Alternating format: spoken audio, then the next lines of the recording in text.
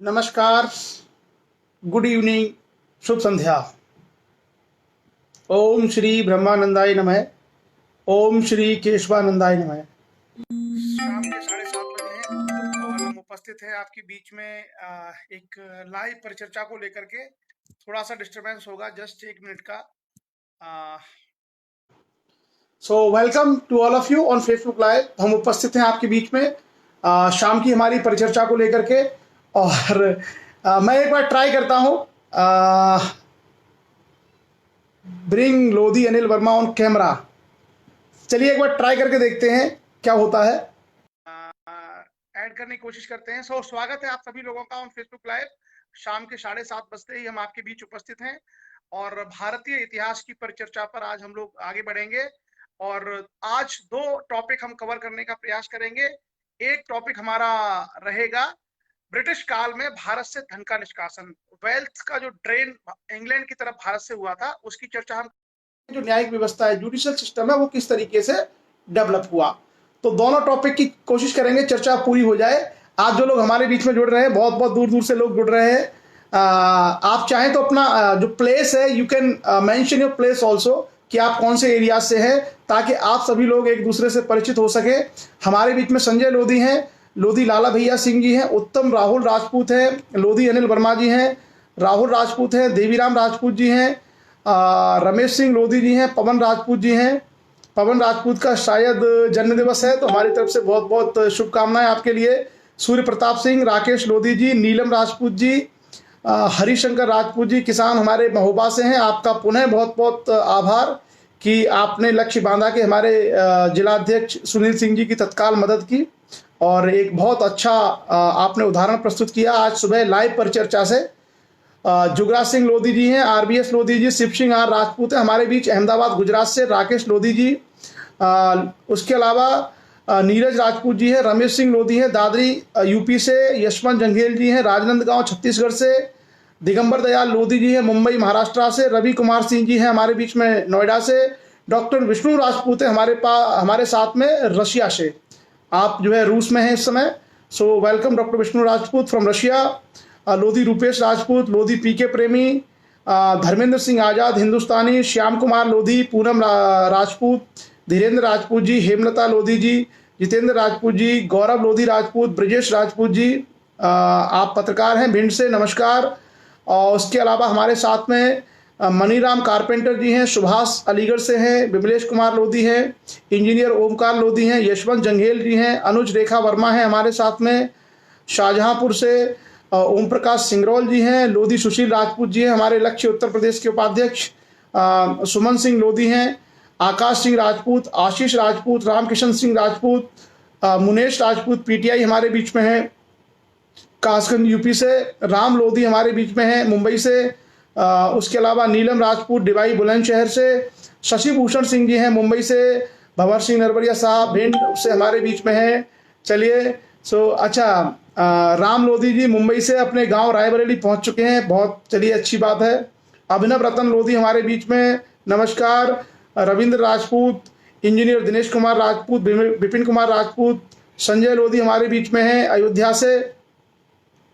उसके अलावा संदीप लोधी हमारे बीच में, इंजीनियर ओमकार जी का हम पहले ही बता चुके हैं। और उसके अलावा हमारे साथ में हरदोई से लोधी रूपेश राजपूत हैं, भारती राजपूत हैं, इंजीनियर प्रवीण राजपूत लोधी लखनऊ से हमारे बीच में है, अभिराज जी हैं, ओम प्रकाश राजपूत जी हैं, लोधी लाला भैया सिंह अजयगढ़ पन्ना से हमारे बीच में, चंदा मथुरिया जी, विपिन कुमार राजपूत जी, अरविंद लोधी राजपूत जी, गौरव शिक्षार्थी, सुमन सिंह जी, हरदोई से अभिनव रतन। आप लोग अपना प्लेस लिख सकते हैं, इससे क्या होता है आप लोग एक दूसरे को भी जानेंगे। मतलब मैं तो पूरा सेशन लेता हूं तो बोलता रहता हूं, अगर आप अपने प्लेस के साथ में अपना नाम बताएंगे तो बाकी लोग भी जान जाएंगे, क्योंकि रोजाना आप में से ज्यादातर लोग चर्चा में जुड़ते हैं। संदीप लोधी है हमारे बीच में यूपी सीतापुर से, उसके अलावा डॉक्टर नारायण पटेल है कटनी मध्य प्रदेश से, कविता पथरिया है इंदौर से, उसके बाद ओम प्रकाश राजपूत जी हैं तिरवा कन्नौज से, हरिमोहन राजपूत साहब हैं इटावा यूपी से, लोधी शैलेंद्र जी हैं नोएडा से, विजय सिंह लोधी जी हमारे बीच भोपाल से, स्वागत है आपका। धर्मेंद्र कुमार लोधी जी हैं, डॉक्टर सौरभ राजपूत हैं एटा यूपी से, गुड वर्क। उसके अलावा हमारे साथ में चंददास जंगेल साहब हैं भिलाई छत्तीसगढ़ से, सर्वेश कुमार जी हैं एटा यूपी से, इंजीनियर प्रवीण राजपूत हमारे बीच में हैं, सरोज राजपूत जी हैं, उसके अलावा दूधनाथ लोधी जी हैं, रामचंद्र वर्मा जी हैं कासगंज से, बंटी वर्मा जी हैं हमारे साथ में, संध्या वर्मा है हमारे साथ में, ओबीसी हेमराज ठाकुर हैं, घनेंद्र लोधी जी हैं उत्तराखंड से हमारे बीच में रुड़की से। सो आपका स्वागत है। सोहन राजपूत जी, हरिओम लोधी राजपूत जी, उसके अलावा हमारे साथ में कल्पना राजपूत हैं और संदीप राजपूत इटावा से हमारे बीच में हैं, लोधी विपिन राजपूत हमारे साथ हैं, हिमांशु लोधी हैं, आर के राजपूत हमारे साथ हैं आगरा से। उसके अलावा चलिए, वॉइस क्लियर नहीं आ रही है, आप लोगों की तरफ से कुछ इंटरनेट में दिक्कत होगी, हमारी तरफ से मेरे पास नेट बिल्कुल ठीक है, कोई इशू नहीं है। आप लोग अपना एक बार नेटवर्क चेक कर लीजिएगा प्लीज़।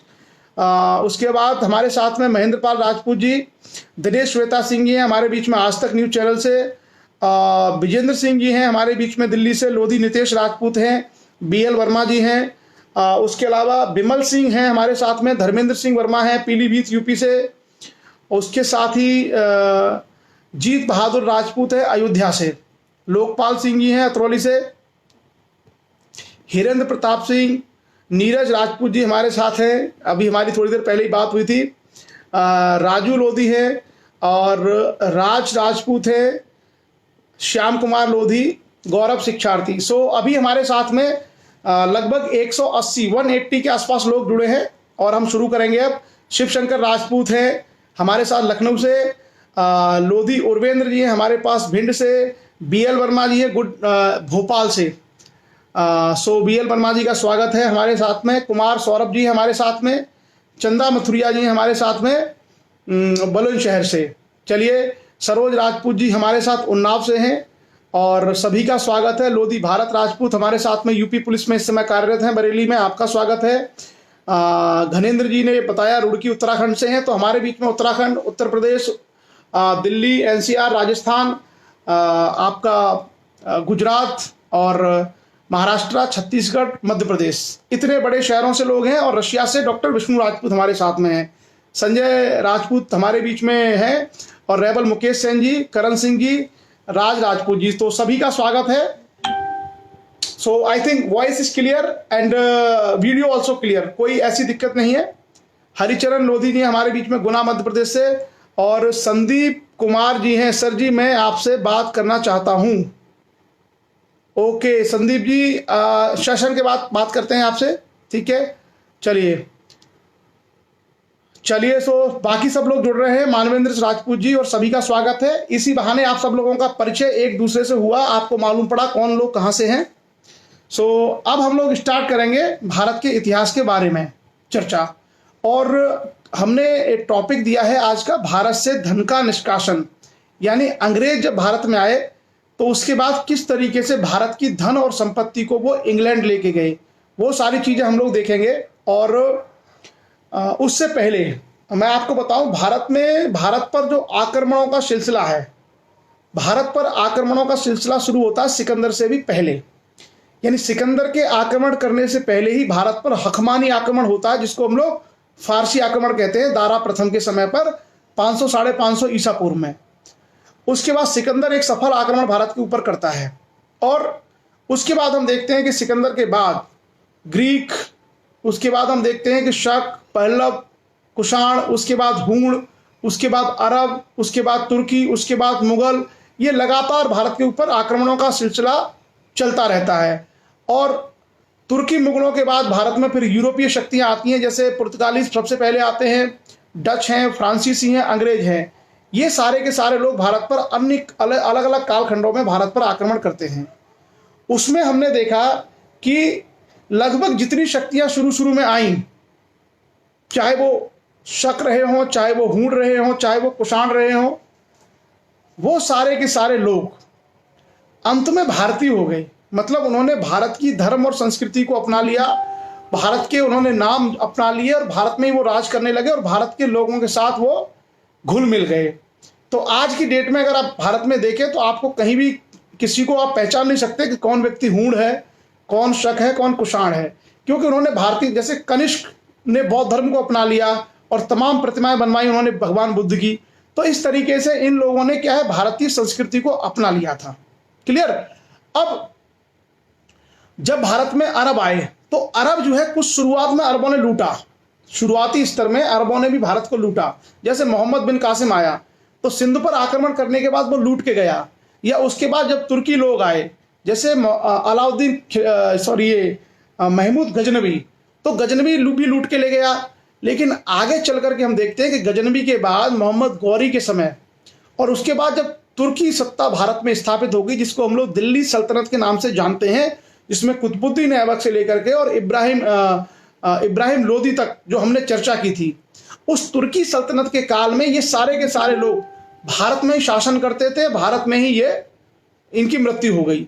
तो ये बहुत ज़्यादा लूट के नहीं लेके जा पाए, ये बहुत ज़्यादा लूट करके नहीं लेके जा पाए।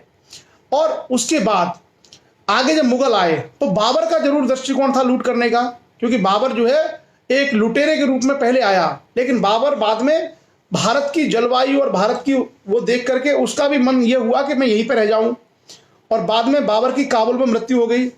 उसके बाद बाबर के जो वंशज थे, चाहे हुमायूं हो, चाहे अकबर हो, चाहे जहांगीर, शाहजहां, कोई भी रहे हों, वो सब भारत में पैदा हुए, भारत में ही मर गए।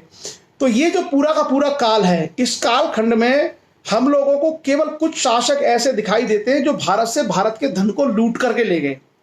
खास करके मोहम्मद बिन कासिम हम देख सकते हैं, और महमूद गजनवी हम देख सकते हैं, बाबर के शुरुआती आक्रमण देख सकते हैं। ये शुरुआत के कुछ लोग हैं। बाकी अगर लोगों की बात करें तो बाकी लोग भारत से लूट के नहीं ले गए। भाई जब अकबर का जन्म भारत में हुआ, अकबर ने शासन भारत पे किया, अकबर भारत में ही मर गया, भारत में दफना दिया गया, तो वो लूट के कहां से ले जाएगा। कई लोगों के दिमाग में औरंगजेब को लेकर के बड़ा गलत परसेप्शन है। औरंगजेब भी भारत में पैदा हुआ, भारत में ही राज किया, भारत में ही मर गया, भारत में ही उसको औरंगाबाद में दफन है वो। सो ये जो सारे लोग हैं, इसका मतलब है कि जो बाद में जो सत्ताएं स्थापित हो गई थी, वो सत्ताएं भारत से इतनी लूट करके नहीं ले गई। भारत में लूट का असली सिलसिला शुरू हुआ जब यूरोपीय लोग भारत में आए, और यूरोपीय लोगों में से भी खास करके ईस्ट इंडिया कंपनी, जब अंग्रेज भारत में आए और अंग्रेजों ने जब भारत को जीतना शुरू किया, उसके बाद भारत में लूट की शुरुआत हुई, लूट की शुरुआत हुई। मेरे पास इंटरनेट बिल्कुल सही है, कोई दिक्कत नहीं है। आप लोग प्लीज अपना चेक कर लीजिए, और किसी के अगर सभी लोगों को दिक्कत है तो मुझे कमेंट में बता दीजिए। मुझे लगता है मेरी तरफ इंटरनेट बिल्कुल ठीक आ रहा है, स्पीड ठीक है। तो जैसा हम लोग जानते हैं, सन 1764 में बक्सर का युद्ध हुआ था, और बक्सर के युद्ध के बाद 1765 में इलाहाबाद की दो संधियां हुई। एक संधि किसके साथ हुई थी? मुगल बादशाह के साथ में, और एक संधि हुई थी अवध के नवाब के साथ में, और बंगाल को तो अंग्रेजों ने अपने में मिला ही लिया। तो जो 1765 के बाद क्या हुआ, 1765 के बाद बंगाल पूरी तरीके से अंग्रेजों का राज्य बन चुका था। और जैसा मैंने कहा कि अंग्रेजों ने वहां पर चालाकी की, क्या किया, दीवानी अधिकार ले लिए और फौजदारी अधिकार छोड़ दिए वहां के नवाब के ऊपर। क्या कहा कि हम यहां राजस्व वसूल करेंगे, हमको पैसा यहां से कलेक्ट करना है, रेवेन्यू कलेक्ट करना है, लेकिन प्रशासन चलाना हो, बाकी आपके लड़ाई झगड़े हो, आपको कोई डेवलपमेंट का काम करना हो, ये सारे काम आप करिए नवाब के। तो एक तरीके से नवाब के ऊपर डाल दिया उसने जिम्मेदारी, और ईस्ट इंडिया कंपनी ने अपने आप को जिम्मेदारियों से क्या कर लिया, मुक्त कर लिया। अपने ऊपर कोई जिम्मेदारी उसने नहीं छोड़ी। ईस्ट इंडिया कंपनी ने क्या कहा कि हम केवल रेवेन्यू वसूल करेंगे, यानी पैसा पैसा हमारा और काम काम तुम्हारा। तो ऐसे में क्या हुआ, बंगाल के नवाब के ऊपर बहुत ज्यादा बर्डन पड़ गया। इसी कारण से उनकी सारी की सारी जो व्यवस्थाएं हैं वो कोलैप्स हो गई, वो सारी की सारी व्यवस्थाएं कोलैप्स हो गई, बंगाल के नवाब की आर्थिक व्यवस्था। यहीं से खेल शुरू हुआ भारत से लूट का, यहीं से भारत को लूटने का सिलसिला शुरू हुआ। क्या सिलसिला शुरू हुआ? अंग्रेज बेसिकली भारत में क्या करने आए थे? अंग्रेज भारत में आए थे व्यापार करने, और व्यापारी जो कोई व्यक्ति होता है वो उसके दिमाग में हमेशा रहता है मुनाफा, प्रॉफिट। तो वो लोग प्रॉफिट के लिए भारत में आए थे। अब जहां से उनको प्रॉफिट मिलेगा वो प्रॉफिट कमा करके भारत से बाहर जाएंगे, यहां से माल लेके आएंगे, वहां बेचेंगे, वहां का माल लेके आएंगे, यहां बेचेंगे। जो कुछ मिलेगा वो बेसिकली मुनाफे को मैक्सिमाइज करेंगे, जिसको हम लोग बोलते हैं इकोनॉमिक्स में प्रॉफिट मैक्सिमाइजेशन, यानी लाभ को अधिकतम करना। सो अंग्रेजों के दिमाग में सिर्फ यही था कि वो लाभ को अधिकतम करना चाहते थे और उसी सिलसिले में उन्होंने भारत से लूट का तंत्र विकसित किया। और उसमें कहाँ से शुरुआत की? Heavy tax imposition. उन्होंने बहुत ज़्यादा भारी जो है कर भारत के ऊपर लगाना शुरू किए, जो हम पहले ही उनकी तीनों व्यवस्थाओं में देख चुके हैं। रैयतवाड़ी हो, स्थायी बंदोबस्त हो, महलवाड़ी हो, उन सब में हम देख चुके हैं। उसके अलावा कृषि में जो उन्होंने परिवर्तन किए उसके माध्यम से हम देख सकते हैं कि उन लोगों ने कृषि पैटर्न को बदल करके भारत को लूटने का ही प्रयास शुरू किया। भारत में अंग्रेजों द्वारा जो लूट थी इसके बारे में जानकारी भारतीयों को बहुत बाद में मिली और खास करके इस जानकारी को देने वाले थे दादा भाई नौरोजी। वो एक पारसी व्यक्ति थे जो इंग्लैंड में रहते थे, बहुत पढ़े लिखे थे उस समय। उन्होंने पहली बार इसको रिसर्च करके बताया कि अंग्रेज भारत के धन संपत्ति को लूट रहा है और उन्होंने एक किताब लिखी थी, poverty and un British rule in India. मतलब भारत की गरीबी क्यों है और भारत में एक अन ब्रिटिश रूल है जिसके माध्यम से भारत को लूटा जा रहा है, भारत के संसाधनों को। उसके बाद उसके आगे चल करके रोमेश चंद्र दत्ता नाम के एक इतिहासकार थे भारत के, उन्होंने एक पुस्तक लिखी, economic history of India, Bharat का आर्थिक इतिहास। उस आर्थिक इतिहास के आधार पर उन्होंने बहुत सारे आंकड़े दिए और उन बहुत सारे आंकड़ों के माध्यम से उन्होंने बताया कि किस तरीके से प्रत्येक वर्ष इतना पैसा भारत का भारत से बाहर इंग्लैंड में जा रहा है। So voice is coming clear in London. Aadesh Rajput है हमारे पास बीच में लंदन और ब्रिटेन से। So Aadesh ji, we are talking about the British history, so you will know. अभी आपको पता चलेगा कि how the Britishers looted India. It is called the drain of wealth during the British era in India. So today we are going to discuss about that loot which had been done by the Britishers during their regime in India from 1757 to 1947. So संदेश जी हमारे बीच में London से जुड़े हुए हैं और वो भी समझेंगे कि अंग्रेजों ने हमारे साथ में क्या क्या किया था, किस तरीके से भारत को लूटा था। और आज का जो हमारा सेशन है it is based on research. इसमें बहुत सारी रिसर्च हैं, बहुत सारी काम की चीजें हैं, बहुत महत्वपूर्ण तथ्य हैं। आप लोग थोड़ा सा ध्यान से सुनिएगा सो वो सारी चीजें आपको क्लियर हो सकें। क्लियर? तो हम एक एक करके बात करेंगे कि किस तरीके से ये लूट का सिलसिला भारत में शुरू हुआ और ये बहुत महत्वपूर्ण टॉपिक है। बेसिकली क्या है, भारत मुगलों के काल में दुनिया का दूसरा सबसे अमीर देश था और अंग्रेजों के रहते रहते भारत सबसे गरीब देश हो गया था वर्ल्ड में। एक आप देखना कि अंग्रेजों ने भारत को कैसे बदला। इतना ज्यादा भारत को लूटा कि अंग्रेजों के आने से पहले जब मुगल भारत में थे तो भारत दुनिया का सेकंड सबसे अमीर देश था और अंग्रेजों के काल में आते आते वो दुनिया के सबसे गरीब देशों में शामिल हो गया। इस देश के पास इतनी संपत्ति, इतना सोना, इतनी धन, इतने खजाने, सब कुछ था। धीरे धीरे करके अंग्रेज यहां से बहुत बड़ी मात्रा में उसको लूट के ले गए और उसके बाकायदा रिसर्च के आधार पर उसके आंकड़े तमाम इतिहासकारों ने, खास करके जो आर्थिक इतिहासकार होते हैं, उन्होंने हमारे सामने रखे हैं। सो वही चीजें हम लोग डिस्कस करेंगे। बैकग्राउंड मैंने आपको बता दी है, ब्रीफिंग आपको समझ में आ गई होगी कि ये बैकग्राउंड है। अब हम तथ्यों की ओर जाएंगे, क्या क्या इसके तथ्यों की शुरुआत है। सो भारत से इंग्लैंड के लिए धन के निष्कासन का, जिसको हम बोलते हैं ड्रेन ऑफ वेल्थ, ये स्टार्ट हुआ था। इसका सबसे पहले सिद्धांत भारत में दिया था दादा भाई नौरोजी ने 2 मई 1867 को। दादा भाई नौरोजी ने 2 मई 1867 को सबसे पहली बार दुनिया को बताया था कि इंग्लैंड के द्वारा भारत को बुरी तरीके से लूटा जा रहा है, भारत की धन संपत्ति को इंग्लैंड की तरफ ट्रांसफर किया जा रहा है। इससे पहले कोई बोलने वाला ही नहीं था।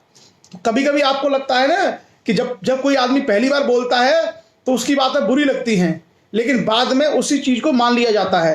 दादा भाई नौरोजी ने जो कहा, उस समय तमाम अंग्रेज जो है विद्वानों ने इसकी आलोचना की दादा भाई नौरोजी की कि ये गलत कह रहे हैं, ये गलत कह रहे हैं। आगे चल करके दादा भाई नौरोजी को, उनके विचारों को, उनकी थ्योरी को न सिर्फ भारतीयों ने अपनाया बल्कि इंग्लैंड के अर्थशास्त्री विद्वानों ने भी उसको स्वीकार किया कि हाँ, दादा भाई नौरोजी सही कह रहे थे।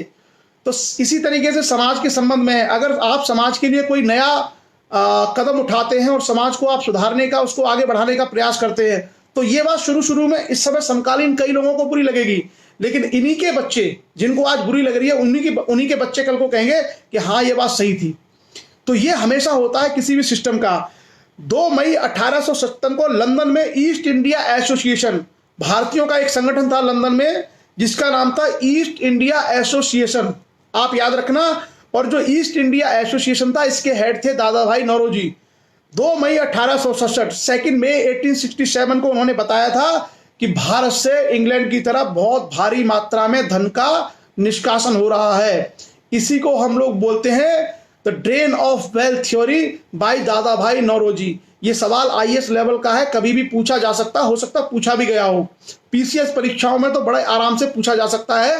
अच्छा फैक्ट है, बहुत काम की जानकारी है, आप लोग याद रखना। कभी अगर आपसे ये सवाल आए कि भारत में सर्वप्रथम किस व्यक्ति ने ये बात बताई थी कि भारत का धन इंग्लैंड की तरफ जा रहा है, तो उस सिद्धांत को देने वाले व्यक्ति थे दादा भाई नौरोजी। पारसी थे और इंग्लैंड में एक संस्था चलती थी भारतीयों की जिसका नाम था ईस्ट इंडिया एसोसिएशन, जिसके ये हेड थे, जिसके ये अध्यक्ष थे।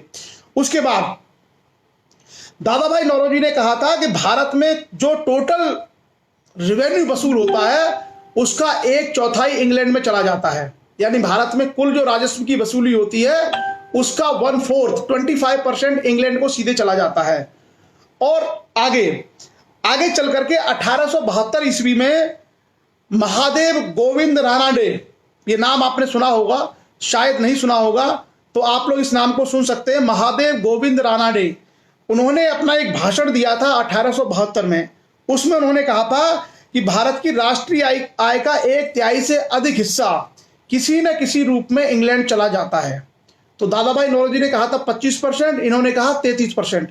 उसके बाद भारत के बड़े जाने माने आर्थिक इतिहासकार रोमेश चंद्र दत्ता, जिन्होंने पुस्तक लिखी थी इकोनॉमिक हिस्ट्री ऑफ इंडिया, उसमें उन्होंने कहा कि भारत में हो रही धन की निकासी का उदाहरण आज तक विश्व में कहीं भी नहीं देखा गया है।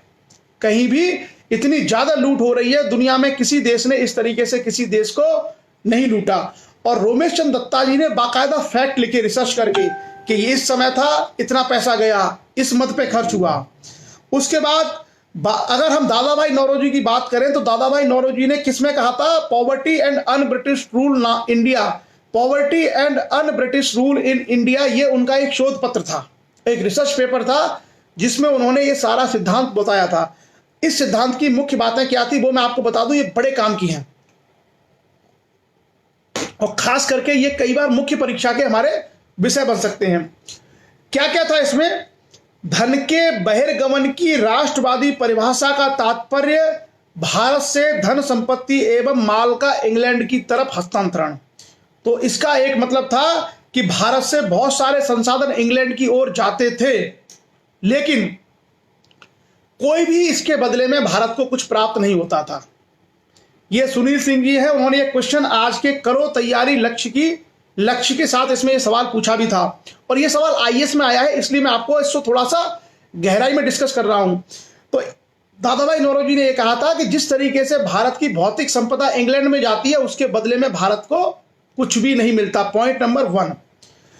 पॉइंट नंबर 2 क्या था कि जो अधिकांश जो पैसा है वो किसमें जा रहा है, ये अधिकांश जो धन भारत का जा रहा है इंग्लैंड की ओर, जैसे सेना और रेलवे के अधिकारियों के वेतन में। सेना और रेलवे के जो अधिकारी भारत में काम करते हैं उनका सबका पेमेंट भारत के राजस्व से होता है। उसके अलावा जो आय होती है और जो सेविंग होती है सरकार की, कंपनी की, उसका भी एक बड़ा हिस्सा इंग्लैंड भेज दिया जाता है। उसके अलावा इंग्लैंड के पुराने अधिकारी जो भारत में सर्विस करके गए हैं, जो भारत में अपनी सेवाएं दे के गए हैं, वो सेवानिवृत्ति के बाद भारत में नहीं रहते, आफ्टर रिटायरमेंट वो चले जाते हैं इंग्लैंड और उनकी पेंशन जो दी जाती है वो भारत के पैसे से दी जाती है, यानी भारत के खजाने से उनकी पेंशन इंग्लैंड में दी जाती है। तो ये एक तरीके से भारत के धन का निष्कासन इन 3 रूपों में होता है दादा भाई नौरोजी के अनुसार। और दादा भाई नौरोजी ने कहा है कि सभी बुराइयों की बुराई यही है, मतलब सबसे बड़ी अगर बुराई अंग्रेजी शासनकाल की है भारत में, जिसको उन्होंने कहा है एविल ऑफ द एविल्स, सारी बुराइयों की जड़ यही धन का निष्कासन है। इसी के कारण भारत गरीब हो रहा है, इसी के कारण भारत में भुखमरी है, इसी के कारण भारत में अकाल आ रहे हैं, इसी के कारण भारत में लोग मर रहे हैं। तो उसका सीधा सीधा मैंने कल भी आपसे चर्चा की थी कि किसी भी व्यवस्था में सबसे महत्वपूर्ण पहलू होता है आर्थिक। राजनीतिक, सामाजिक, सांस्कृतिक ये सब बाद में आते हैं, सबसे इंपॉर्टेंट पहलू होता है आर्थिक। आर्थिक हितों की सुरक्षा करना, उन पर ध्यान देना, ये सबसे महत्वपूर्ण चीज होती है। और अंग्रेज यहां भारत में यही कर रहे हैं। अंग्रेज भारत को अच्छा करने नहीं आए, अंग्रेज भारत का भला करने के लिए आए। उनका मकसद है भारत को किसी भी तरीके से लूटना। अधिकारी सेवानिवृत्ति के बाद चला गया इंग्लैंड, लेकिन उसकी पेंशन कहां से जा रही है? भारत का एक किसान जो अपना गेहूं उगा रहा है, या जो जूट का उत्पादन कर रहा है, या धान का उत्पादन कर रहा है, उससे जो उसने कर दिया है, उस कर की पेंशन को दिया जा रहा है। कहां पर? इंग्लैंड में किसी सेवानिवृत्त अधिकारी की पेंशन के रूप में। और क्या था? ये दादा भाई नौरोजी ने कहा था कि भारत की निर्धनता का, यानी भारत की गरीबी का सबसे बड़ा कारण है द ड्रेन ऑफ वेल्थ, अर्थात भारत से इंग्लैंड की तरफ धन का निष्कासन। धन में फिजिकल आपकी जो संपत्ति है वो भी शामिल है। उसके बाद आते हैं आगे, हम ये देखेंगे कि जो धन का निष्कासन हुआ था, इसकी मात्रा को कितना कितना कैलकुलेट किया गया, मतलब कितना धन इंग्लैंड में जाता था। थोड़े से फैक्ट है, फिर भी आप इसको समझने का प्रयास करिए, क्योंकि ये बड़े काम की चीजें हैं। विद्वानों का इस संबंध में अलग अलग आंकड़े दिए हैं। बंगाल प्रांत में होने वाले राजस्व एवं व्यय के विवरण के अनुसार कंपनी ने प्रथम 6 सालों में, यानी कंपनी की सत्ता भारत में 1765 में शुरू हुई थी और 1771 तक 6 सालों के अंदर यह कहा जाता है कि 1,30,66,991 पाउंड का शुद्ध राजस्व अर्जित किया, जिसमें से 90 लाख भारत में खर्च किया और बाकी जो 40 लाख था वो इंग्लैंड भेज दिया। ऐसे ही तो एक आंकड़ा हमारे सामने ये है। पौंड क्या है? पौंड बेसिकली ब्रिटिश करेंसी है। इंग्लैंड की जो मुद्रा है वो पौंड है। तो उस समय जो सारी चीजें हैं वो पाउंड्स में ही यहाँ पे कैलकुलेट हो रही है। इंग्लैंड के एक बहुत बड़े अर्थशास्त्री है, इतिहासकार रहे हैं, विलियम डिग्बी। ये नाम शायद आपने सुना नहीं होगा, विलियम डिग्बी। विलियम डिग्बी ने कहा था कि 1757 से लेकर 1815 लगभग 50-55 सालों में भारत से लगभग 100 करोड़ की राशि को इंग्लैंड भेज दिया। 100 करोड़ पाउंड, 100 करोड़ पाउंड बहुत होता है। एक पाउंड की कीमत आप देख रहे हैं कितनी है आज भी, तो 100 करोड़ पाउंड्स की राशि को इनके साथ भेज दिया। और भी इसमें कई सारे अर्थशास्त्री हैं जिन्होंने अपने अपने अनुमान दिए हैं। हम केवल 2 की ही बात करेंगे, बाकी अगर कोई भारतीय इतिहासकार है तो उसकी चर्चा हम लोग अलग करेंगे। क्लियर? उसके अलावा जैसे कोई विद्रोह भारत में होता था, जैसे 1857 का विद्रोह भारत में हुआ, तो उस विद्रोह को दबाने के लिए भी सारा खर्चा भारत के राजस्व से ही खर्च किया जाता था, यानी भारत के लोगों की इनकम से ही खर्च किया जाता था। चलिए, उसके बाद दादा भाई नौरोजी और आरसी दत्त, रोमेश चंद्र दत्त जैसे राष्ट्रवादियों ने 1883 से 1892 तक के 10 साल के वर्षों में कहा कि लगभग 400 करोड़ पाउंड की राशि चली गई इंग्लैंड। तो अलग अलग इतिहासकारों का इस संबंध में अलग अलग जानकारी है। हमारा केवल इस संबंध में यह है कि चाहे ब्रिटिश के इतिहासकार हों, चाहे भारत के इतिहासकार हों, चाहे अर्थशास्त्री रहे हों, सबने ये बात स्वीकार करी, कंपनी राज में बड़े पैमाने पर भारत से धन और संपत्ति का हस्तांतरण इंग्लैंड की तरफ हुआ। इसी के कारण भारत गरीब हुआ। अब आता है कि ये जो धन का निष्कासन हुआ, इस धन के निष्कासन का परिणाम क्या निकला, भारत पर इसका क्या प्रभाव पड़ा, क्या इसका असर रहा। तो सबसे पहली बात है, 1939 से 1940 में भारत सरकार पर ब्रिटिश सरकार का जो कर्जा था बढ़कर के 1200 करोड़ हो गया। यानी 1940 तक आते आते इतना ज्यादा पैसा भारत से इंग्लैंड भेज दिया गया, इतना सारा धन संपत्ति संसाधन भेज दिए गए कि भारत 1940 में 1200 करोड़ का कर्जदार हो गया।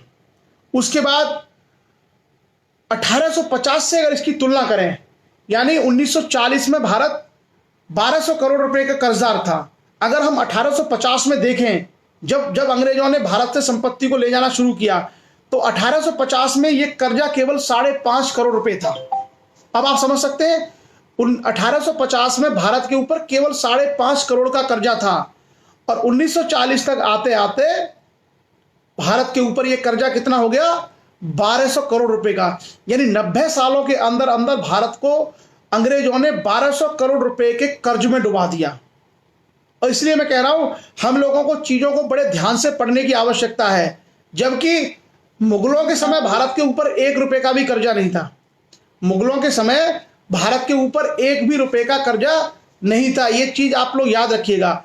तो ब्रिटिश काल में हम देखते हैं कि भारत 1940 तक आते आते 1200 करोड़ रुपए के कर्ज में डुबा दिया अंग्रेजों ने। और यहाँ पे जो भी मुनाफा होता, जो भी यहाँ उपज होती, जो भी राजस्व पैदा होता, इसका बड़ा हिस्सा अंग्रेज इंग्लैंड भेज देते थे। और इंग्लैंड के जो अधिकारी भारत में नौकरी करने आते थे, उन सबकी तनख्वाह भी इंग्लैंड के राजस्व से न दे करके भारत के राजस्व से ही दी जाती थी। क्लियर? आगे हम देखते हैं और क्या हुआ। भारत में इससे गरीबी बढ़ी, दरिद्रता बढ़ी और अकाल आए, और अकाल आने से बड़ी संख्या में, करोड़ों की संख्या में भारतीयों की मृत्यु हुई। मतलब भारत के पूरे इतिहास में जितने लोग मरे हैं ब्रिटिश इतिहास में, उतने पूरे इतिहास में नहीं मरे। अंग्रेजों ने भारत का इतना ज्यादा शोषण किया कि जितने भारतीयों की मृत्यु ब्रिटिश काल में हुई है, उतनी मृत्यु भारत के पूरे इतिहास को अगर उठा लें, मध्यकालीन इतिहास, प्राचीन इतिहास, उतनी पूरे इतिहास में कभी नहीं हुई जितनी मृत्यु भारत की अंग्रेजों के काल में हुई है। मतलब अंग्रेज भारतीयों को भारतीय मतलब इंसान समझते ही नहीं थे। अंग्रेजों के जो क्लब हुआ करते थे, वहां पे बोर्ड लगा के रखते थे कि Indians and dogs are not allowed. उनके जो क्लब वगैरह थे अंग्रेजों के, वो अपने आप को इतना इलीट मानते थे कि क्लबों में भारतीयों का उसमें एंट्री नहीं होती थी, प्रवेश नहीं था। क्या लिखते थे वो कि Indians and dogs are not allowed. ये अंग्रेजों के स्लोगन्स हुआ करते थे उस समय उनके होटल्स में, पब में, क्लब में। तो आप समझे, दोयम दर्जे का नागरिक समझते थे वो, और पूरी तरीके से अंग्रेज यहां पर शोषण करते थे। उसके अलावा जो भारतीय अर्थव्यवस्था है, इंडियन इकोनॉमी, उसका क्या हुआ कि भारतीय अर्थव्यवस्था एक तरीके से औपनिवेशिक अर्थव्यवस्था बन के रह गई। अभी आप लोगों को 3-4 टर्म में यहां बता दूं, उसके बाद नहीं, इसमें एक पॉइंट है, उसकी चर्चा करके मैं आपको 3-4 बड़े काम के टर्म बताऊंगा। इसका एक और इसका परिणाम क्या हुआ, अंग्रेजों के मन में, अंग्रेजों के प्रति भारतीयों के मन में घृणा भर गई।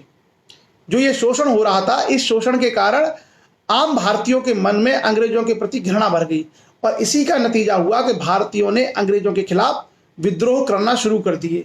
चाहे वो किसानों के विद्रोह रहे हों, चाहे आदिवासियों के विद्रोह रहे हों, चाहे वो क्रांतिकारियों के विद्रोह रहे हों, चाहे वो कांग्रेस के माध्यम से आजादी के आंदोलन रहे हों। कुल मिलाकर के भारतीयों का इतना ज्यादा शोषण किया कि भारतीयों को मन में अंग्रेजों के प्रति एक तरह की घृणा पैदा हुई, और भारतीयों ने अपनी आजादी के लिए काम करना शुरू कर दिया। ये जो सारी चीजें हैं, ये इसके परिणाम थे धन के निष्कासन के। मैं आपको एक और चीज बता दूं उससे पहले, बार बार आपको एक मूवी, वो बार बार आपको ये सुनने को मिलता होगा, उपनिवेश। उपनिवेश क्या होता है, साम्राज्यवाद क्या होता है, ये सब शब्द आपने सुने होंगे कई बार। हो सकता है बहुत सारे लोगों को इनके अर्थ नहीं पता हो, तो मैं आपको बता दूं कि ये क्या होता है, ये क्या चीजें होती है। इंपीरियलिज्म या साम्राज्यवाद हम उसे कहते हैं जब कोई एक राज्य अपने एक केंद्र को मजबूत करके आसपास के क्षेत्रों को जीतता चला जाता है। एक व्यक्ति, अच्छा, आदेश राजपूत जी ने लिखा है लंदन से हमारे बीच में, उन्होंने कमेंट लिखा है कि sir, now sir Indians good repose, great, Indians good repose, so that's very good. और मैं आपको बता दूं कि ये साम्राज्यवाद होता क्या है, इंपीरियलिज्म, ये आपको कई बार पढ़ने को मिलेगा हिस्ट्री में, खास करके मॉडर्न हिस्ट्री में और वर्ल्ड हिस्ट्री में। साम्राज्यवाद यानी इंपीरियलिज्म हम उसको कहते हैं जब किसी एक केंद्र को मजबूत बना करके कोई राज्य अपना विस्तार करता है और सारे आसपास के क्षेत्रों को अपने में मिलाता चला जाता है। इसे हम लोग कहते हैं साम्राज्यवाद, इंपीरियलिज्म। दुनिया भर में आपको बहुत सारे साम्राज्यवाद देखने को मिलेंगे, खास करके जैसे ब्रिटिश साम्राज्यवाद, ब्रिटिश इंपीरियलिज्म। उसके अलावा आपको जापानी साम्राज्यवाद देखने को मिलेगा, जापानी इंपीरियलिज्म, और जर्मनी का साम्राज्यवाद आपको देखने को मिलेगा। दुनिया भर के इतिहास में आपको कई सारे देशों के उदाहरण मिलेंगे। और भारत के इतिहास में अगर बात करें तो भारत में कई सारे राजाओं ने अपने साम्राज्य स्थापित किए, जैसे अशोक महान और चंद्रगुप्त मौर्य। वो लोगों के उन्होंने पटना, जैसे चंद्रगुप्त मौर्य और अशोक ने पटना को केंद्र बना करके बाकी भारत को वो जीतते चले गए। इसलिए मगध राज्य के बजाय क्या बन गया, साम्राज्य। मगध राज्य के बाद बना साम्राज्य। तो साम्राज्य या इंपीरियल जो सिस्टम होता है, हम उसको बोलते हैं एम्पायर। एम्पायर या इंपीरियलिज्म वो तरीका होता है राजनीति का जिसमें एक केंद्र के माध्यम से सत्ता का विस्तार चारों ओर को होता है और बाकी को अपने में मिला लिया जाता है। इसे हम कहते हैं इंपीरियलिज्म या साम्राज्यवाद। मुझे लगता है समझ में आ गया होगा। साम्राज्यवाद, जो पटना का मैंने आपको उदाहरण दिया, उसके आधार पर आप समझ सकते हैं। अकबर ने भी यही किया। अकबर ने मुगल काल में दिल्ली को केंद्र बना करके बाकी भारत के बहुत सारे हिस्सों को जीतने का प्रयास किया और भारत में क्या बना? मुगल साम्राज्य, मुगल साम्राज्य, मुगल एम्पायर। आप लोग हमेशा, आपको मुगल स्टेट नहीं पढ़ेंगे, या आप क्या पढ़ेंगे? हमेशा मुगल एम्पायर। तो साम्राज्य हम उसको बोलते हैं कि एक केंद्र को मजबूत बना करके आसपास के दूर दराज के क्षेत्रों को जीता जाए। मुझे लगता है क्लियर हो गया होगा, और अगर कोई दिक्कत हो तो मुझे बता दीजिए। राज्य क्या होता है? राज्य साम्राज्य से छोटा होता है। किसी एक छोटे से एरिया में अगर कोई राजा राज करता है तो उसको बोलते हैं राज्य। लेकिन साम्राज्य हम कहते हैं कि कोई एक राज्य है, उसने अपने को मजबूत करके आसपास के बाकी राज्यों को जीत लिया, उसको बोलते हैं साम्राज्य, एम्पायर। क्लियर? तो इंग्लैंड क्या करता है? इंग्लैंड जो है अपने इंग्लैंड को मजबूत करके दुनिया भर के देशों को जीत रहा है, तो उसी को हम बोलते हैं ब्रिटिश इंपीरियलिज्म, ब्रिटिश साम्राज्यवाद। जापानी साम्राज्यवाद भी आपको देखने को मिलेगा। आपको बहुत सारे देशों के साम्राज्यवाद देखने को मिलेंगे कि देशों ने अपने को मजबूत करते हुए दुनिया भर के बाकी क्षेत्रों को जीत लिया, उन पे अपना कब्जा कर लिया, उन पे अपना डायरेक्ट अधिकार कर लिया। इसको हम लोग बोलते हैं साम्राज्यवाद। एक शब्द और आपको मिलेगा जिसको हम बोलते हैं उपनिवेशवाद या उपनिवेश। उपनिवेश के लिए जो टर्म होता है इंग्लिश में, उसे हम कहते हैं कॉलोनी। उपनिवेश के लिए शब्द होता है क्या? कॉलोनी। कॉलोनी या उपनिवेश वो होता है जहां पर कोई एक देश बहुत दूर दराज के क्षेत्रों को जीत ले और उनका शोषण करके अपना हित साधे, उसे हम कहते हैं उपनिवेश। जैसे इंग्लैंड ने हजारों मील दूर भारत को जीत लिया और भारत के संसाधनों का उपयोग इंग्लैंड अपने लिए करने लगा, तो एक तरीके से भारत इंग्लैंड के साम्राज्य का हिस्सा भी था और भारत इंग्लैंड का उपनिवेश भी था।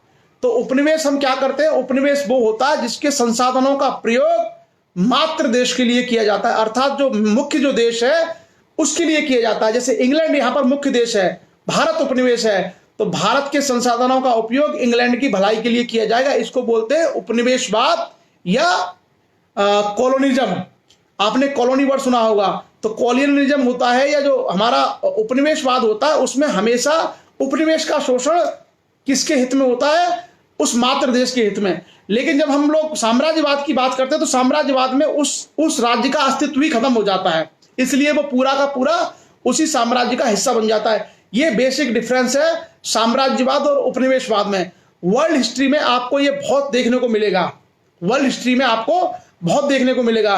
तो एक तरीके से भारत जो है इंग्लैंड के साम्राज्य का हिस्सा भी था, साथ ही साथ भारत इंग्लैंड का उपनिवेश था। भारत क्या था? इंग्लैंड का उपनिवेश था। इसीलिए तो वो शोषण करते थे। इंग्लैंड वाले भारत का पूरा शोषण करके कहां भेजते थे? इंग्लैंड में। बिकॉज ऑफ किस वजह से? क्योंकि वो भारत को अपना कॉलोनी मानते थे, और ऐसी भारत जैसी उनकी बहुत सारी कॉलोनी थी। भारत के अलावा उनकी बहुत सारी कॉलोनियां थी, बहुत सारे देशों में उनका शासन था। अब हम आते हैं आगे चल के धन के निष्कासन के बारे में क्या क्या और चीजें थी। तो कुछ जो नाम है, जैसे 1905 में दादा भाई नौरोजी ने यह कहा था कि भारत से इंग्लैंड को जो धन का निष्कासन हो रहा है ये सबसे बड़ी बुराई है, और इसको उन्होंने कहा था ईविल ऑफ ऑल एविल्स। उसके अलावा धन का बहिर्गमन समस्त बुराइयों की जड़ है और भारत की निर्धनता का प्रमुख कारण है, ये स्टेटमेंट था दादा भाई नौरोजी का। आरसी दत्त जो बड़े आर्थिक इतिहासकार थे भारत के, उन्होंने लिखा था कि भारतीय राजाओं द्वारा कर लेना तो सूर्य द्वारा भूमि से पानी लेने के समान था। बड़े ध्यान से सुनिएगा, ये स्टेटमेंट है, किताब में लिखा हुआ है कि भारतीय राजाओं द्वारा कर लेना तो सूर्य द्वारा भूमि से पानी लेने के समान था, जो पुनः वर्षा के रूप में भूमि पर उर्वरता देने के लिए वापस आता था। लेकिन अंग्रेजों द्वारा लिया गया कर फिर भारत में वर्षा न करके इंग्लैंड में ही वर्षा करता था। तो मतलब भारत के जो राजा थे मध्यकाल में, वो जो भारतीयों से कर लेते थे उस कर को भारत में ही वो खर्च कर देते थे। इंग्लैंड के बारे में क्या कहा है? आरसी दत्ता ने कहा है कि इंग्लैंड के लोग जो भारत से कर लेते थे उसकी वर्षा फिर भारत में नहीं करते थे, वो सारे पैसे की वर्षा कहां होती थी? इंग्लैंड में। क्लियर? अब थोड़ा सा हम ये देखेंगे कि धन के निष्कासन के संबंध में विदेशी जो विद्वान हैं उनके क्या विचार हैं। मैं एक दो आपको बड़े काम की चीजें बता दे रहा हूं जो आपको काम आ सकती हैं। मैकडोनाल्ड मैकडोनाल्ड का आप लोगों ने बर्गर खाया होगा। उसी समय मैकडोनाल्ड नाम का एक आदमी था, अंग्रेज, उसने कहा था कि भारत में 3 करोड़ से लेकर 5 करोड़ लोग ऐसे हैं, भारत में 3 करोड़ से लेकर के 5 करोड़ लोग ऐसे हैं जिनके परिवारों को भोजन नहीं मिलता। इतनी गरीबी का चित्रण अंग्रेज भी कर रहे हैं भारत में उस समय। मतलब 3 करोड़ से 5 करोड़ ऐसे परिवार, तो एक परिवार में अगर हम 5 सदस्य मान लें तो हम कह सकते हैं कि 15 से 25 करोड़ लोग भारत में ऐसे थे, 15 से 20 करोड़ लोग कि जिनको भोजन नहीं मिलता था ब्रिटिश काल में। क्लियर, ढंग से भोजन नहीं मिलता था। उसके अलावा एक राष्ट्रीय आय के लिए एक विशेषज्ञ समिति अंग्रेजों ने बनाई थी, उसके हेड थे कॉलिन क्लार्क। कॉलिन क्लार्क ने लिखा था 1924-25 में कि संसार की सबसे कम प्रति व्यक्ति आय भारत की आय से 5 गुना अधिक थी। अगर संसार में सबसे कम प्रति व्यक्ति आय को भी हम निकालें, वो भी भारत की प्रति व्यक्ति आय से 5 गुना अधिक थी। मतलब अंग्रेजों ने 1924-25 तक आते आते अंग्रेज खुद इस बात को स्वीकार कर रहे हैं कि हमने भारत को इतना गरीब कर दिया कि भारत की जो प्रति व्यक्ति आय है दुनिया के किसी भी गरीब से गरीब आदमी की प्रति व्यक्ति आय की उससे भी 5, मतलब भारत के आदमी की प्रति व्यक्ति आय से 5 गुना सबसे ज्यादा गरीब आदमी की प्रति व्यक्ति आय है।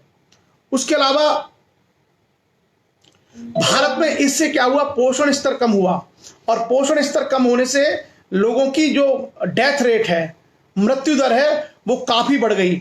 और अंग्रेजों के इस शासनकाल में यह कहा जाता है कि भारत में औसत जो आयु थी वो 32 साल थी। यानी एक आदमी केवल 32 साल तक ही जिंदा रहता था, 32 साल में उसकी मृत्यु हो जाती थी। और उसी समय अगर हम ये निकालें कि इंग्लैंड में औसत आयु क्या थी, तो उस समय इंग्लैंड में जो एवरेज आयु थी वो 60 वर्ष से ऊपर थी। तो कुल मिलाकर के भारत में आदमी केवल 30-32 साल तक जिंदा रहता था और इंग्लैंड का आदमी 60 साल से ऊपर। तो आप समझ रहे हैं कि भारत के लोगों को इस गरीबी के कारण खाना पीना पोषण इत्यादि चीजें नहीं मिलती थी, उस तरह की चीजें नहीं मिलती थी। इसी का जो है बहुत बड़े लेवल पर भारत में आपने देखा होगा। और बहुत सारी जो शुरुआती जो पॉलिसीज थी वहां पर भी आजादी के बाद भारत के विषय में जो लिखा गया है वहां पर आपको ये सारी चीजें पढ़ने को और देखने को मिली होंगी। सो कुल मिलाकर के ये हमारा धन के निष्कासन का सिद्धांत है, और ये एक ऐसा सिद्धांत है जो आपको कई सारी परीक्षाओं में काम आएगा। बहुत सारी जगह आपने पढ़ा भी होगा, बहुत सारे क्वेश्चन यहां से बनते हैं। और कुल मिलाकर के हम लोगों को ब्रिटिश जो रूल है भारत में, अगर उसको समझना है, अंग्रेजी शासन को अगर ठीक से समझना है, तो हम लोगों को अंग्रेजों के समय में अंग्रेजों के द्वारा की गई जो आर्थिक गतिविधियां हैं, इकोनॉमिक एक्टिविटीज, उनको जानना बहुत जरूरी है। अगर उसको समझ जाएंगे तो हमें अंग्रेजों का पूरा माइंडसेट, उनकी पूरी की पूरी सोच पता चल जाएगी। और भारत इतना गरीब कभी नहीं था। बेसिकली भारत को इतना कोहिनूर जैसा हीरा भारत के पास था। हमारा देश बड़ा संपन्न था, हमारे पास सब सुख सुविधाएं थी जितनी होनी चाहिए, लेकिन हमको गरीब इन अंग्रेजों की, यूरोपियों की लूट ने बचाया है। जो ये लूट करके ले गए भारत से, कि भारत की धन संपत्ति इतनी आज भी देखना भारत में धन संपदा की कमी नहीं है। इतने वर्षों तक इन्होंने लूटा भारत को, 150 साल तक। उसके बाद भी आप देखना कि आज भी भारत के पास बहुत सारे संसाधन हैं। आप कल्पना करके देखिए कि भारत के पास कितने रिसोर्सेस रहे होंगे। इसी वजह से प्राचीन काल में भारत को सोने की चिड़िया कहा जाता था, क्योंकि भारत से ज्यादा चीजें बहुत कम देशों के पास थी। भारत से ज्यादा खेती बाड़ी, भारत से ज्यादा सोना चांदी, ये बहुत कम देशों के पास थी। क्लियर। सो ये हमारा विषय था drain of wealth, drain of wealth.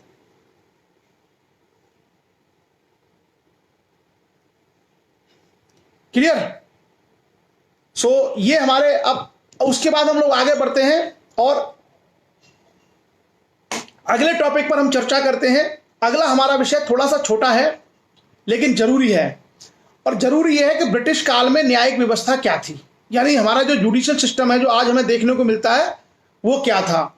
तो सबसे पहले मैं आपको बताऊंगा कि मुगल काल की जो व्यवस्था चली आ रही थी, उस व्यवस्था को कुछ दिन तक तो उन्होंने कंटिन्यू किया। उसके बाद अंग्रेजों ने अपना सिस्टम बनाना भारत में शुरू किया, और इसकी शुरुआत उन्होंने बंगाल से की। और कल भी हमने जो चर्चा की थी कि 2 नायब दीवान के पद उन्होंने क्रिएट किए बंगाल में। एक का सेंटर हेडक्वार्टर था मुर्शिदाबाद और दूसरे का था पटना। तो जो नायब दीवान थे वो न्याय के मामले भी देखते थे। क्लियर। जो नायब दीवान थे वो न्याय के मामले देखते थे, और ये 2 पद अंग्रेजों ने क्रिएट किए भारत में दीवानी न्यायालय के रूप में। एक का हेडक्वार्टर मुर्शिदाबाद था और दूसरे का बिहार था। उसके अलावा कुछ कुछ भारत में परिवर्तन हुए हैं, वो सिर्फ मैं आपको हिंट करूंगा, आपको सारे नहीं आने चाहिए लेकिन कुछ फैक्ट आने चाहिए।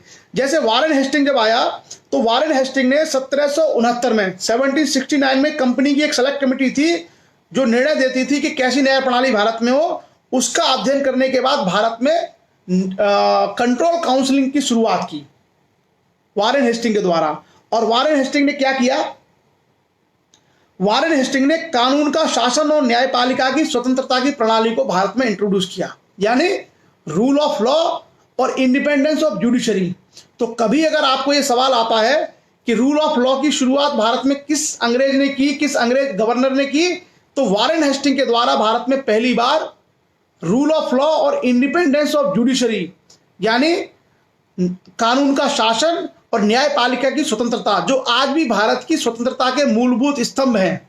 आज भी हम सभी अपेक्षा करते हैं कि न्यायपालिका स्वतंत्र हो और न्यायपालिका क्या हो, एक तरीके से कानून के अनुसार अपना कार्य करे।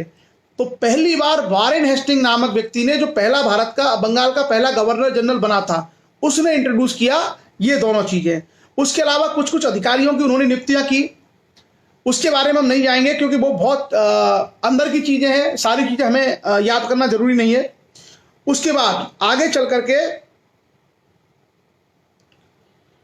जो कलेक्टर थे, मैंने आपसे कल भी कहा था कलेक्टर के पदों का सृजन वारेन हेस्टिंग ने किया।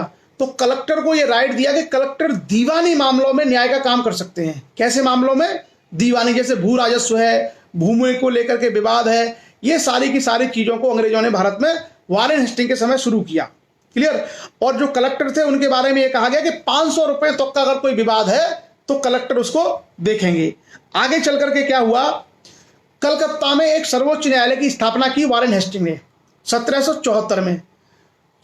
कलकत्ता में सुप्रीम कोर्ट, तो जो आज का भारत का सुप्रीम कोर्ट है ऐसा नहीं, उसका नाम था सुप्रीम कोर्ट ऑफ कलकत्ता।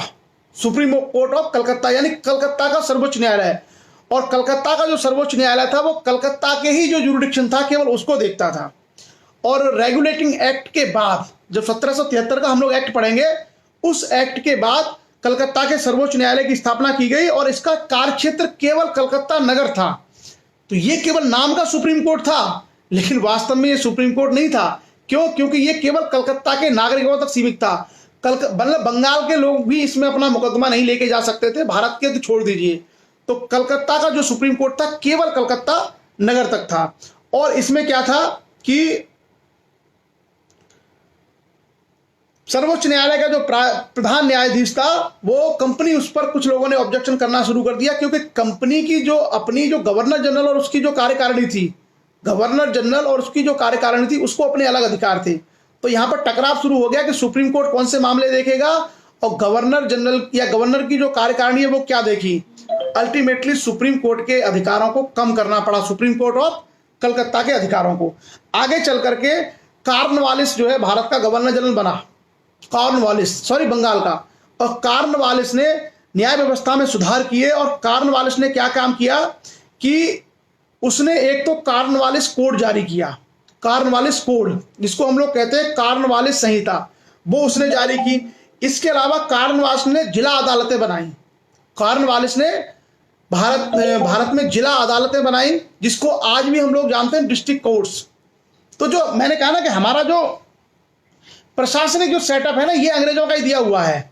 जो हमारा एडमिनिस्ट्रेटिव सेटअप है ये अंग्रेजों की ही देन है, ये अंग्रेजों ने भारत में दिया है। देखिए डिस्ट्रिक्ट कोर्ट हो गया, कलेक्टर हो गया, आपके न्यायाधीश हो गए, प्रांतीय न्यायालय हो गए, ये सब अंग्रेज ही भारत में बना के गए हैं और अभी आपको मालूम पड़ जाएगा। जिला अदालतें बनाई, उसके अलावा प्रांतीय अदालतें बनाई, प्रांत के स्तर पर भी अदालतें बनाई, सदर दीवानी अदालत बनाई, ये प्रांतीय अदालत के ऊपर की अदालत थी सदर दीवानी अदालत, और कलकत्ता में थी। एक तरीके से पूरे देश के मामले सदर दीवानी अदालत में लिए जा सकते थे। उसके अलावा फौजदारी जो न्यायालय थे, फौजदारी का मतलब होता है लड़ाई झगड़े वाले, क्राइम वाले, उसमें भी कॉर्नवालिस ने सुधार किए। और उसके अलावा कॉर्नवालिस ने क्या किया, सर्किट अदालतें, आप लोगों ने आज भी सुना होगा सर्किट कोर्ट, कभी कभी यह शब्द सुना होगा। तो गवर्नर जनरल और उसकी काउंसिल के अधीन फौजदारी अदालतें समाप्त करके 4 चलती फिरती अदालतें, जिनको हम कहते हैं सर्किट कोर्ट, इसकी स्थापना भी कॉर्नवालिस के समय में की गई। और कॉर्नवालिस ने जो सुधार किए उसमें एक जो सबसे बड़ी चीज है वो है कॉर्नवालिस कोड, यानी कॉर्नवालिस ने कानूनों को इकट्ठा करके एक संहिता बनाई जिसको हम कहते हैं कॉर्नवालिस कोड। इसमें दो चीजें थी खास करके। एक चीज तो यह थी कि निजामत अदालतों में अंग्रेजी न्यायाधीशों की नियुक्ति, यानी पहले निजामत वाले जो मामले थे उसमें ये इंटरफेरेंस नहीं करती थी कौन, अंग्रेज जज नहीं आ सकते थे। तो एक तो अंग्रेज न्यायाधीशों की नियुक्ति उसमें शुरू हो गई। दूसरा क्या था कि न्याय व्यवस्था को प्रशासन से अलग कर दिया गया। प्रशासन अब अपना काम देखेगा, सड़क, बिजली, पानी, और न्यायालय अपने काम देखेंगे। ये व्यवस्था को कॉर्नवालिस ने यहाँ पर कॉर्नवालिस कोड में अलग अलग कर दिया। उसके अलावा और जो हमारे लिए महत्वपूर्ण चीज है वो ये है कि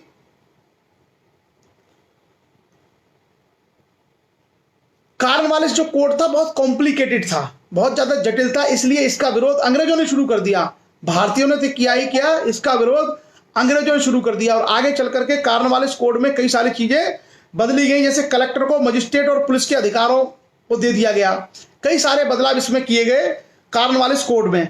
और उसके बाद आगे चल करके भारत में लॉर्ड हेस्टिंग नाम का व्यक्ति भारत का एक गवर्नर जनरल बन के आया 1813 में। और लॉर्ड हेस्टिंग के समय ही मराठा वार हुआ था, तृतीय मराठा वार, जिसमें उसने मराठों पर कब्जा कर लिया था। सो उसने क्या किया कि 1814 में प्रत्येक थाने में एक मुंसिफ की नियुक्ति की, यानी मुंसिफ मजिस्ट्रेट होते हैं। तो इन लोगों ने कहा कि 150 रुपए तक के मामले मुंसिफ देखेगा। कई सारे बदलाव हमें यहां पर भी देखने को मिलते हैं। उसके अलावा अगर हम और बात करें, लॉर्ड विलियम बेंटिक जिसने सती प्रथा भारत में बैन कर दी थी, तो लॉर्ड विलियम बेंटिक के समय क्या सुधार हुए, इन्होंने क्या किया कि न्याय प्रशासन का मुख्यालय कलकत्ता था और बाकी भागों की दूरी कलकत्ता से काफी दूर थी, जैसे मद्रास है, बंबई है, पंजाब है, काफी दूर थे। तो चार अपीली अदालतों की इसने शुरुआत की देश के अलग अलग हिस्सों में। किसने? लॉर्ड विलियम बेंटिक ने। उसके अलावा डिवीजनल न्यायालय, यानी जो उसको मंडल पे कहते हैं, और जिला न्यायालय, उनका पुनर्गठन किया गया। ये बहुत काम की चीज नहीं है वैसे, पर आपको पता होनी चाहिए। और उसके अलावा मैं आपको बताऊं, आगे चल करके न्याय व्यवस्था में और सुधार किए गए। और उसके बाद 3-4 चीजें आप और जान लीजिए काम की। वो क्या थी? एक चीज ये थी कि 1853 में का जो एक्ट आया था, उस एक्ट में कई सुधार किए गए। और 1859 से लेकर 1861 के बीच में दंड विधि आपने सुना होगा, आईपीसी, सीआरपीसी, ये सारी विधियां कोड की गई, ये सबको कोडिफाई किया गया। तो आज भी अगर आपने देखा होगा ना कि आईपीसी कब की है, 1861 की है। आईपीसी, सीआरपीसी, ये सारी जो धाराएं लगती हैं, जैसे कोई झगड़ा हो जाता है तो 323 की धारा लगती है, मर्डर होने पर 302 की धारा लगती है।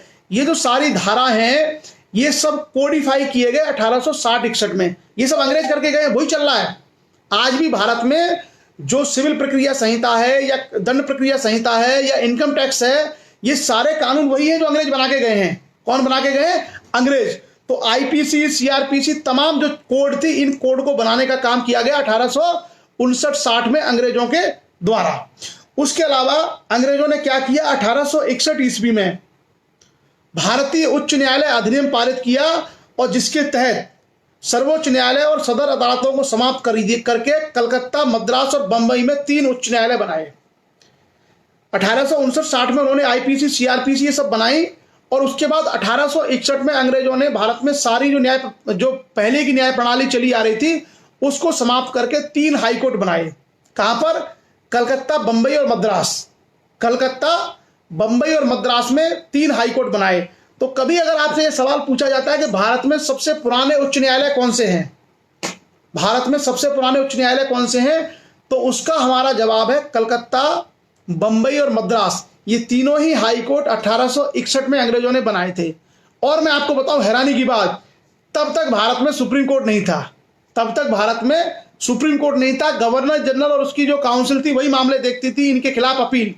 लेकिन भारत में सर्वोच्च न्यायालय का गठन तब तक नहीं हुआ था। आगे देखेंगे सर्वोच्च न्यायालय भारत में बना कब, सुप्रीम कोर्ट ऑफ इंडिया कब बना। सो कुल मिलाकर के जो सारी चीजें हैं, ये सारी जो दंड विधियां हैं, इनको कोडिफाई करना। और उसके अलावा भारत में 1861 में इन्होंने 3 जो है उच्च न्यायालयों की स्थापना की। कहां पे? कलकत्ता, मद्रास और बंबई। उसके अलावा आगे चल करके 1866 में इन्होंने आगरा में एक और उच्च न्यायालय की स्थापना की, जिसे बाद में इलाहाबाद ट्रांसफर कर दिया गया। तो जो अवध और आगरा जो संयुक्त प्रांत था, इसका जो हाई कोर्ट था पहले इलाहाबाद में नहीं, अंग्रेजों ने इसको कहां बनाया था? अंग्रेजों ने इसको बनाया था आगरा में। तो हाई कोर्ट कहां बना था पहले? आगरा में 1866 में। तो भारत में पहले 3 हाई कोर्ट बने, एक कलकत्ता में, एक बंबई में और एक मद्रास में। उसके बाद अंग्रेजों ने अगला जो हाई कोर्ट भारत में बनाया था, चौथा हाई कोर्ट, वो था आगरा में 1866 में, आगरा का उच्च न्यायालय। बाद में 1875 में आगरा के उच्च न्यायालय को आगरा से ट्रांसफर कर दिया गया। कहां पर? इलाहाबाद, जिसे आजकल हम लोग प्रयागराज कहते हैं। तो यह पूरी की पूरी न्याय व्यवस्था की प्रक्रिया है। उसके बाद 1935 में भारत में संघीय न्यायालय की स्थापना की गई। 1935। तो सुप्रीम कोर्ट कब बना है भारत में? 1935 में। और हाई कोर्ट भारत में पहले ही बन चुके थे। हाई कोर्ट भारत में पहले ही बन चुके थे। 4 हाई कोर्ट के बारे में मैंने आपको बता दिया। 4 हाई कोर्ट हमने पहले ही आपसे चर्चा कर ली कि भारत में 4 हाई कोर्टों के निर्माण पहले हो चुका था। और सुप्रीम कोर्ट यानी संघीय न्यायालय है, यह भारत में स्टैब्लिश हुआ था 1935 में, 1935 में। तभी रिजर्व बैंक ऑफ इंडिया भी बना था। बाद में जो संघीय न्यायालय है, इसको संविधान के अनुसार कर लिया गया था 1950 में, लेकिन ये बना है 1935 में। अच्छा, एक और चीज है, हाई कोर्ट के खिलाफ जो अपील होती थी वो आपका गवर्नर जनरल, उसकी काउंसिल, और उसके खिलाफ भी अगर अपील करनी होती तो वो अपील इंग्लैंड में होती थी, प्रिवी काउंसिल बोलते थे इसको। वो अपील कहां होती थी? इंग्लैंड में, प्रिवी काउंसिल, उसका नाम था प्रिवी काउंसिल। तो वहां तक जो है अपील, भारतीयों के लिए न्याय पाना बड़ा मुश्किल था। ब्रिटिश काल में भारतीयों के लिए न्याय पाना बहुत मुश्किल काम था। इस तरह की जटिल प्रणाली थी, और ऐसी प्रणाली जो वकीलों पर आश्रित थी, यानी कानून के जानकार लोग लोगों को उलझाते थे, और भारतीय पढ़े लिखे थे नहीं। उसके बाद संघीय न्यायालय जो मैंने कहा 1935 में इसकी शुरुआत हुई, स्थापना हुई, और इसने आगे चल करके उच्चतम न्यायालय का स्थान ग्रहण कर लिया। और जो भारत का सर्वोच्च न्यायालय जो बना, जो संघीय न्यायालय अंग्रेजों ने बनाया था, जो संघीय न्यायालय 1935 में बनाया था, फेडरल जो कोर्ट था, जिसके खिलाफ हाई कोर्ट के मामले जाते थे, वो कहने के लिए संघीय न्यायालय था, लेकिन सुप्रीम नहीं था। क्यों सुप्रीम नहीं था? क्योंकि उसके खिलाफ भी अपील आप इंग्लैंड के प्रिवी काउंसिल में कर सकते थे। यानी जैसे आज भारत का सर्वोच्च न्यायालय है, अगर आज भारत का सुप्रीम कोर्ट कोई निर्णय देता है, तो आप सुप्रीम कोर्ट के खिलाफ कहीं और जाके अपील नहीं कर सकते। सिंगल बेंच ने दिया है तो डबल बेंच में जा सकते हैं, डबल में दिया है तो आप और बड़ी बेंच में जा सकते हैं, और आपको सजा हो गई है तो आप माफी के लिए राष्ट्रपति के पास जा सकते हैं। लेकिन भारत के सर्वोच्च न्यायालय के खिलाफ आप अपील नहीं कर सकते। अंग्रेजों ने भारत में क्या ढांचा बनाया कि हाई कोर्ट तो बना दिए, और 1935 में संघीय न्यायालय यानी फेडरल कोर्ट भी बना दिया, लेकिन संघीय न्यायालय को सर्वोच्च न्यायालय का दर्जा उन्होंने नहीं दिया, क्योंकि उसके खिलाफ भी अपील इंग्लैंड में स्थित प्रिवी काउंसिल में की जा सकती थी। बाकी आज की जो न्याय प्रणाली है वो आपको पता ही है, तहसील स्तर पर मुंसिफ के जो कोर्ट होते हैं, सीजीएम होते हैं आपके, उसके बाद जिले में इसमें जो है आप देखेंगे जिले पर सीजीएम है आपके, उसके बाद आप देखते हैं डिस्ट्रिक्ट में एडिशनल जज हैं, डिस्ट्रिक्ट जज हैं, हाई कोर्ट के जज हैं, सुप्रीम कोर्ट के जज हैं। ये प्रणाली आपको सारी मालूम होगी। ये हमने ब्रिटिश एरा में देखा कि किस तरीके से इसका डेवलपमेंट अलग अलग तरीके से हुआ है, वॉरेन हेस्टिंग से लेकर के 1860-61 तक, बल्कि देश आजाद हुआ है तब तक 1935 तक। सो ये हमारे 2 विषय थे। एक विषय हमारा धन का निष्कासन, द ड्रेन ऑफ वेल्थ, जो दादा भाई नौरोजी ने उठाया था, और दूसरा भारत में ब्रिटिश काल में न्यायिक सुधार। अब हम लोग आगे चलेंगे और आगे आएंगे, अगले हमारे जो टॉपिक्स होंगे वो होंगे ब्रिटिश काल में भारत में शिक्षा, एजुकेशन को लेकर के अंग्रेज लोगों की क्या पॉलिसी थी, क्या मानना था। और दूसरा विषय हम लेंगे ब्रिटिश काल में रेलवे का विकास, ट्रेन। रेल जो है अंग्रेजों की एक बड़ी देन है भारत के लिए। रेल जो है कई सारे देशों से पहले इंडिया में आ गई थी, और रेल के बहुत सारे सामाजिक आर्थिक पहलू हैं। रेलवे ने किस तरीके से भारत को बदला, वो सारी चीज़ों की चर्चा हम लोग करेंगे। तो आगे हम लोग टॉपिक की चर्चा करेंगे भारत में रेलवे का जो विकास है वो, और साथ ही साथ हम चर्चा करेंगे भारत में शिक्षा को लेकर के अंग्रेजों का कंट्रीब्यूशन, क्या योगदान। आधुनिक भारत जो है, मॉडर्न इंडिया थोड़ा बड़ा है, इसलिए हम लोग कोशिश करते हैं कि थोड़ा सा ब्रेक कर करके इसको पढ़ते रहे, थोड़ा समय लगेगा, लेकिन एक बार आधुनिक भारत अगर क्लियर हो गया तो फिर हमारी हिस्ट्री बहुत हद तक स्पष्ट हो जाएगी। तो चलिए, मुझे लगता है समय हो गया होगा, हाँ 8:31। और आज का जो हमारा सेशन है वो हमने पूरा किया, दोनों टॉपिक हमने कवर किए। जो लोग कंपटीशन की तैयारी कर रहे हैं वो डेप्थ में जाके और पढ़ें, और जिन लोगों को तैयारी नहीं करनी है उनके लिए पर्याप्त है, ये जानकारी अगर उनको है तो उतना उनके लिए पर्याप्त है। तैयारी करने वाले स्टूडेंट और भी किताबों के माध्यम से जाकर के गहराई में पढ़ सकते हैं। सो चलिए अब सेशन को विराम देते हैं। आप सभी लोग जुड़े पूरे सेशन में, और हम लोगों ने इन दोनों विषयों पर चर्चा की। आप सभी लोगों का बहुत बहुत धन्यवाद। कल हम लोग चर्चा करेंगे रेलवे के बारे में। कल जो है रेलवे और एजुकेशन के बारे में हम लोग चर्चा करेंगे। आज के सेशन को हम लोग यहीं विराम देते हैं। कल मॉर्निंग में आपके साथ में हम लोग बात करेंगे भूकंप और ज्वालामुखी ज्योग्राफी के बारे में। तो चलिए, जो लोग तैयारी कर रहे हैं वो थोड़ा सा और डेप्थ में पढ़ें और सीरियस होकर पढ़ें जो तैयारी कर रहे हैं, और बाकी जो सामाजिक लोग हैं उनको केवल एक बेसिक जानकारी होनी चाहिए। सो चलिए साहब, बहुत बहुत धन्यवाद, बहुत बहुत आभार आपका सेशन में जुड़ने के लिए। हम सेशन को यहीं विराम देते हैं, और कोई किसी विद्यार्थी का अगर कोई सवाल या कोई क्वेश्चन रह जाता है तो आप लोग प्लीज़ उसको डालते रहिएगा, ताकि उसका आंसर आपको मिलता रहेगा। तो चलिए परिचर्चा को विराम करते हैं। आप लोग भोजन करिए। बहुत बहुत धन्यवाद। किसी से बात नहीं हो पा रही है, मैं अभी मोबाइल अपना ओपन करता हूं, जिसको बात करनी है मुझे कॉल करिए प्लीज़। अभी मुझे कॉल कर लीजिएगा जिसको बात करनी है, ठीक है। Thank you. जय हिंद।